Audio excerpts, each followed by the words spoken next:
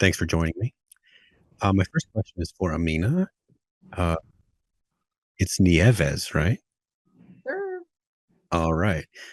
Uh, for 2 seasons, we've watched Teonna endure some of the most brutal experiences maybe ever shown on TV.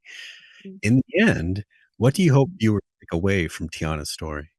I hope they get a little more curious, you know, about the communities that they aren't necessarily a part of.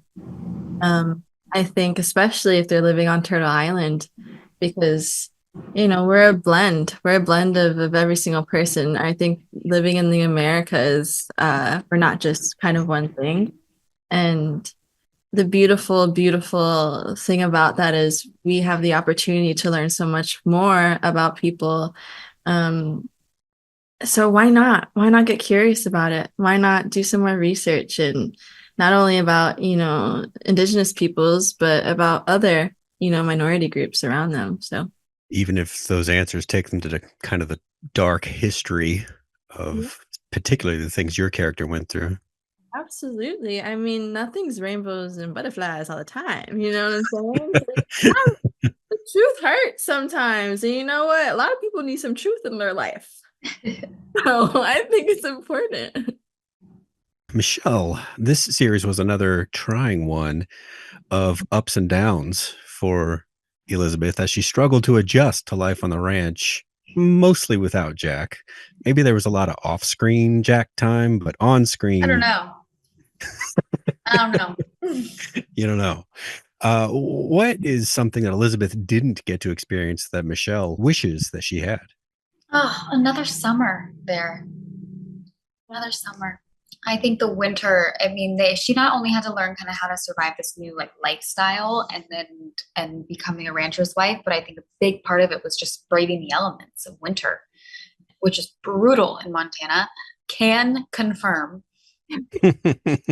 And yeah, I wish she had another summer there. Wait, can I share what I wish for her? Yeah. Yes, definitely. I wish we would have gotten a really sweet scene of Jack teaching her how to ride a horse. Oh, Like how Hmm. cute that would have been. yeah.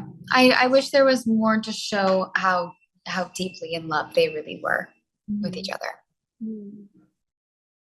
That was more season one. Season two, Jack just wore his woolly chaps and adventured around. But Yeah. that was about it. Those are some good taps, I, man. I they're burned. I can't think of Darren without thinking of his chaps. Actually, Yeah. they're like Sort a of permanent iconic. part of him now.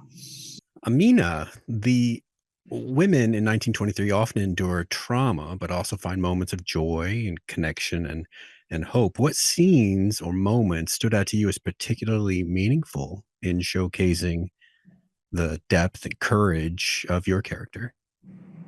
I think pretty the beginning scenes. I mean, you got to see Teonna be like an angsty, snappy back teenager with her dad for a moment, which I think was so cute and beautiful.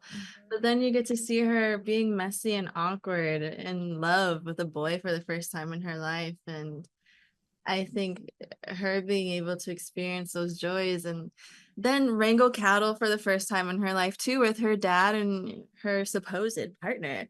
Like she had fun. She was living, she was remembering how to ride a horse again. And she was, for the first time in her life, not looking at everyone around her and thinking they were out to harm her in those moments, that she had where they were full of joy and laughter and love. I loved seeing her with her dad. I know. That's when you're like, oh, this is a young girl. Like because you forget because you're watching her be so strong all the time and stand up for herself. And then those moments you're reminded of really the reality of how old she is. A baby. Yeah. Yeah. It's an interesting contrast because when I think of Tiana, I think, well, she had to do a lot of killing to get where she was, which you'd think would be a pretty, foundational element of her being. But you're describing actually, she's still a teenager. She's still going to be sassy, and that's an interesting way to look at it. Yeah, I think she never wanted to really kill, and that was never really taught to us. I know my dad has always been like, you just stand up for yourself, but never wish any malice on anyone else. Never put your hands on anyone, like that's just not the way that we live. And Mo also reminded me of that when I was doing some of the killing scenes in season 1 and season 2. And he's like, this isn't something that she wants to do. It's honestly the most painful thing she'll ever have to do because she doesn't want it. She's very thorough, though. Oh, yeah. But she has to be. Listen, she has to be pop. Yeah. But she doesn't have a choice. She has no choice. She doesn't have a choice. It doesn't come from a dark. I still think she's very pure-hearted. Is how she appears to me. Mm-hmm. And she's got good horror movie instincts. Like you can't ever trust that guy's staying down forever. You got to be sure. Oh, extra sure. They always come back a second time. Exactly. He knows. All right, Michelle. 1923 does an excellent job portraying nuanced female relationships. And in particular, I'd like to know about the relationship between Elizabeth and Kara. Can you talk about your relationship with Helen Mirren and how that was important in telling your character's story? I loved working with Helen. I mean, how could you not? She's so wonderful. And I think that, the relationship between Kara and Elizabeth in ways mirrors my relationship with Helen, just because I learned so much from her just by watching her, even not the advice that she gives me necessarily, just watching her in action and on set. And I have so much respect for her. And I think Elizabeth and Kara have found friendship in each other because they really only have each other. They're hibernating together in the middle of winter. I mean, with Elizabeth leaving, I think part of that ending scene, there's like a layer of feeling like she's abandoning Kara. That's really hard for her.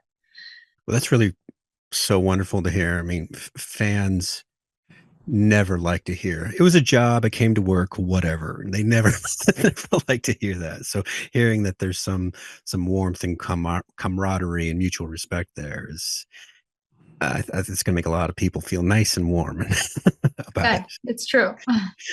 All right, guys. Well, they're telling me that our brief time has come to an end, but I'd really like to thank you on behalf of Pod Clubhouse and for your time today. It was great talking to you both. Nice talking to you. Thank you.